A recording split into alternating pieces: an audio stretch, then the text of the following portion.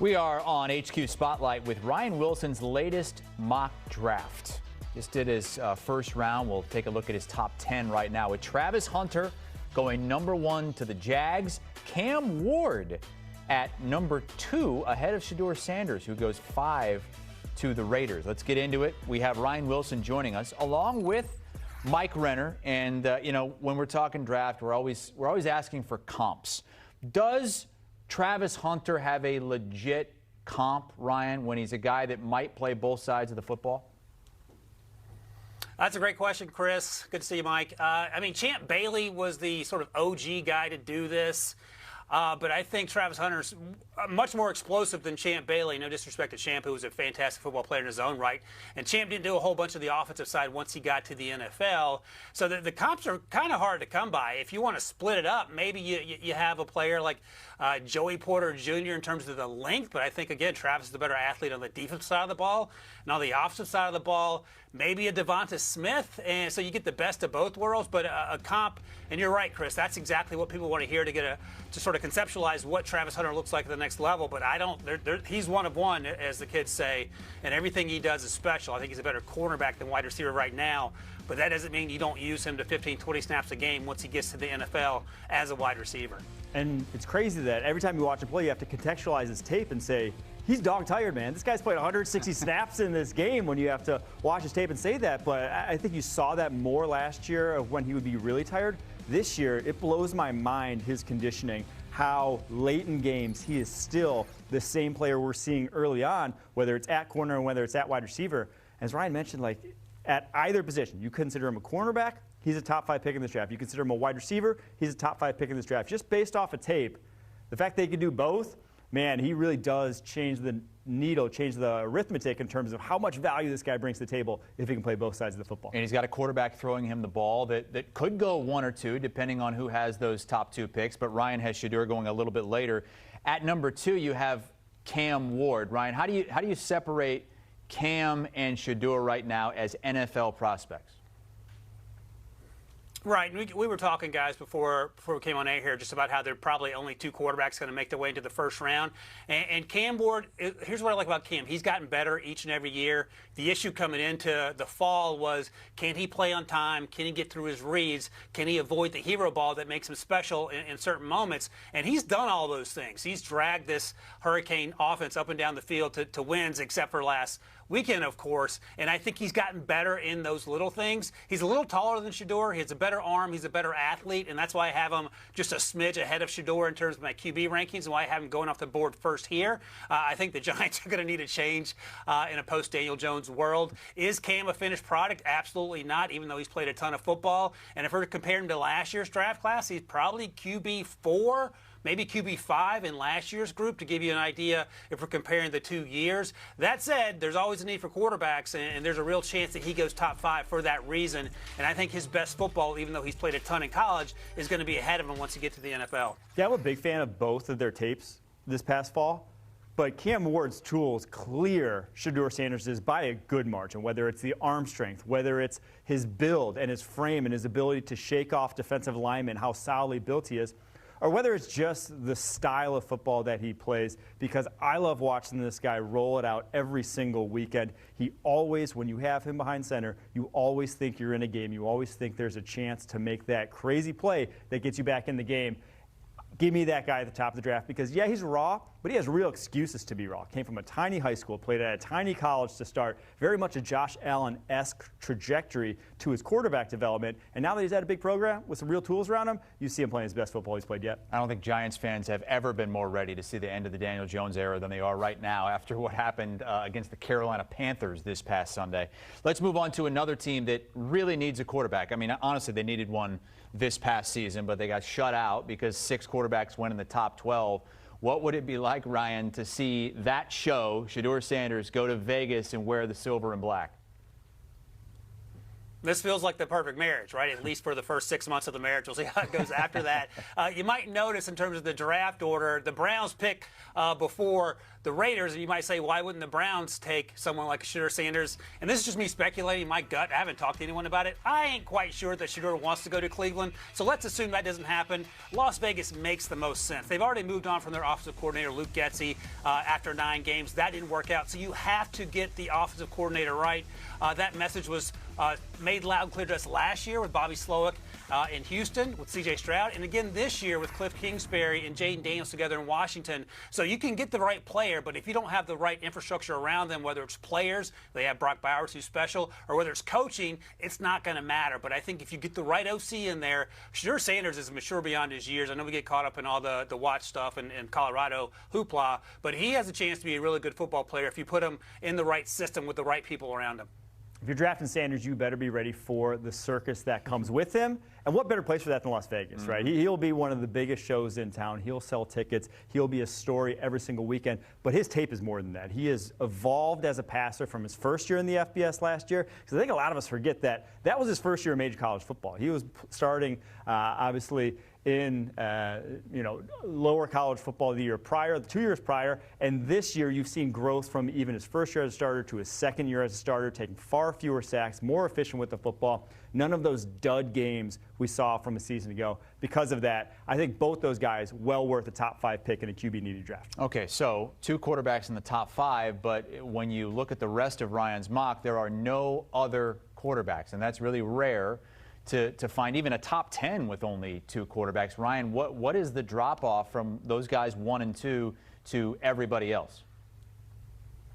If you'd asked me a month ago, Chris, I would say, well, there are going to be some other guys that have a chance to sneak into the first round, maybe 2 or 3 more guys. And in fact, when me and Mike and Rick Spielman did summer scouting, Carson Beck was our consensus number 1. And Carson Beck has had kindly put a roller coaster ride of a season, most recently the last month or so. I don't think Carson Beck goes in the first round. Garrett Nussmeier out of LSU was a fun story, but he should probably return to school. He's only started for 1 year because he backed up Jaden Daniels, and that I understand. Quinn Ewers has had some flashes. The Michigan game sticks out, but he struggles to stay healthy.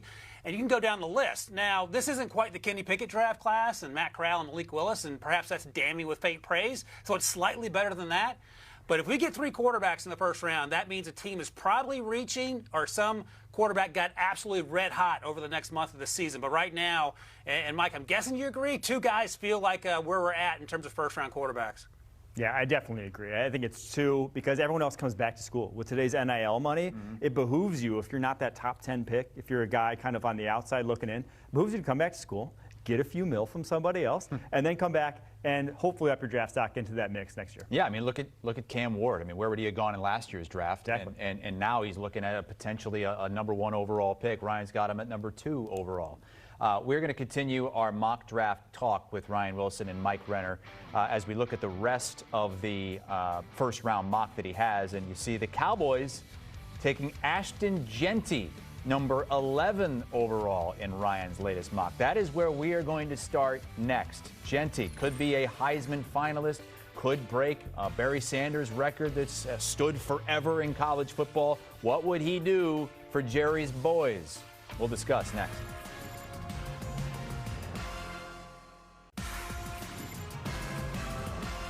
Continuing to break down Ryan Wilson's latest first-round mock draft, and you see Ashton Jeanty going number 11 to the Cowboys. He had another 200-yard rushing game, scored 3 touchdowns once again in Boise's narrow victory over Nevada. He is the first and only running back in Ryan's first-round mock.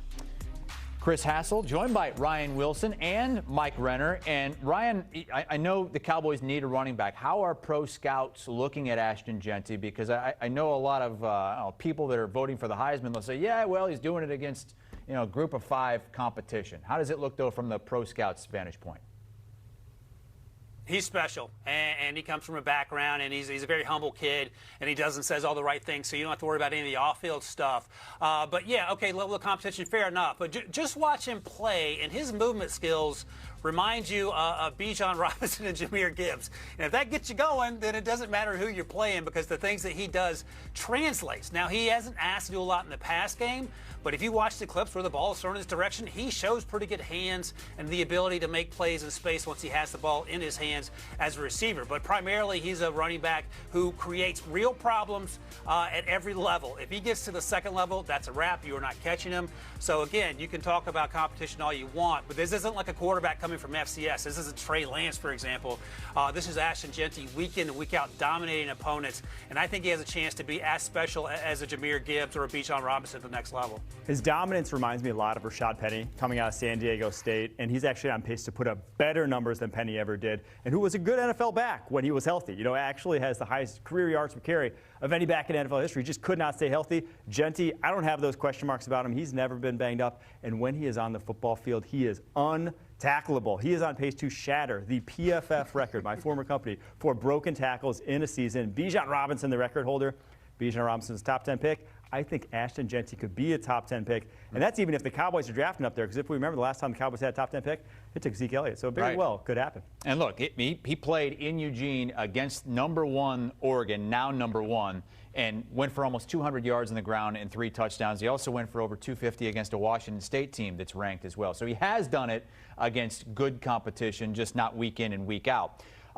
Not a ton of offensive players, though, in Ryan's mock draft. About 2/3 are on the defensive side of the ball. Who are some that you'd like to spotlight, Mike? There's a couple of these defensive line, off-ball linebacker hybrids that I love in this class. One is Jalen Walker there, the linebacker from Georgia. The other is Abdul Carter from Penn State. They're in the 240-pound range. Both have played on the edge and off-ball linebacker over the course of their careers, and both are high-level athletes. And when you look around the landscape of the NFL and what defenses are doing with these walked-up linebackers, using them more as pass rushers than ever before on stunts, slants, blitzes, these sorts of things. You want athletes at those positions. Everyone wants these guys, and those are 2 guys in that mold that I think everyone is going to covet really highly and be higher on than in years past when they're like, maybe they're a little undersized. No, I think undersized guys are what you want in today's NFL.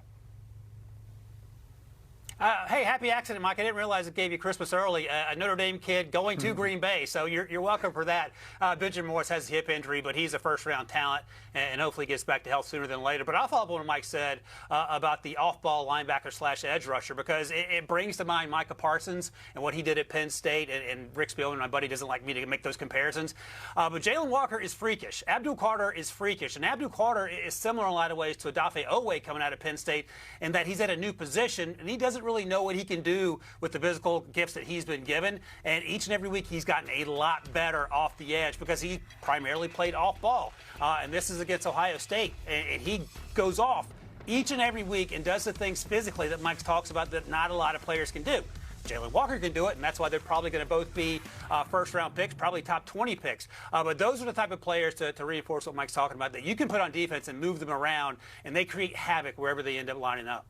There was only 1 wide receiver in the first dozen picks for Ryan Wilson. It was Titaroa McMillan out of Arizona going to the Browns at 4. But want to jump down to the next wide receiver taken, and it's the Buccaneers taking Luther Burden, the great wide receiver at Missouri. Ryan, when you look at the Bucs, you know, they've got good wide receivers, but Mike Evans is aging, under contract for 1 more year, and Chris Godwin, I believe, can leave after this season as a free agent. Is that why you have him going here? No, that's it. And unfortunately, Chris Godwin was lost for the year, having one of his best years. And while they do have some talent in Mike Evans, he's I don't want to disrespect Mike Evans, but he's not as fast as he once was. He came out in 2014. Cade Otton's been a fun surprise, and they have some young running backs and get after it. But if they're going to sustain being competitive in the NFC South, and they've done a good job of that, especially with Baker Mayfield, you have to get him some weapons. Now, they've suffered through the injury bug, but Luther Burden has been a victim of inconsistent quarterback play, and you're going to have to try to read between the lines and figure out who he is, because last year he was dynamic. He is still dynamic. He just hasn't been given those opportunities. And I think he has a chance to be that type of player that you can line up inside or out, put the ball in his hands and let him do the rest, because that's what Missouri likes to do with him. And I think that translates well to a Baker Mayfield offense, where get the ball to your playmakers and let them get the heavy yards and move the sticks and keep doing it until you get to the end zone. And, oh, yeah, there's another Ohio State receiver in Ryan's first-round mock, and it's another guy going to the Arizona Cardinals. Of course, this year it was Marvin Harrison Jr., the first wide receiver off the board, and we've seen an impact that he's made already. How about Ryan going with Emeka Egbuka there in this next mock? Yeah, recreate that 2022 Ohio State offense. I wouldn't mind doing that if I'm a Cardinals fan. He to me is one of my favorite receivers in this class because he will be a good NFL wide receiver. There's no projection with him. You watch his tape, it's what an NFL wide receiver looks like. He's a precise route runner. He catches everything that's within his vicinity, and then he adds after the catch and has the NFL body type that can bounce corners off him when he is contested. So a lot to like about him. If you're the Arizona Cardinals, it's an arms race in that division, whether it's the Rams, whether it's the 49ers. You have to be able to put up points on the scoreboard if you want to win the West the way they are kind of this season. So to me, adding another piece of the puzzle there to give Kyler Murray all these weapons with the improvements you already have along your offensive line, that can lead you to a long-term position atop the West. Mike Hassel, I'll just say this. Rick Spielman hates my comp. So my comp for Emeka Egbuka is pretty straightforward. I think he can play slot. He's big. He's physical. All the things Mike talks about. He has a little bit of Amon-Ra St. Brown in him. We'll see how fast he runs. Amon-Ra didn't run that fast, but in terms of physicality and moving the sticks and the route running Mike talks about, sign me up, and I think that makes him an easy selection, even if he isn't as sexy as, say, a Marvin Harrison Jr. was coming out a year ago. Maserati Marv, and those Cardinals first place in the NFC West, playing really good football right now. Ryan Wilson has him adding another Ohio State receiver in 2025, and Egbuka is not the only Ohio State Buckeye here rounding out his first-round mock. He has Jack Sawyer, the edge rusher out of Ohio State, going 29 to the Eagles, and another Buckeye cornerback going to the Bills.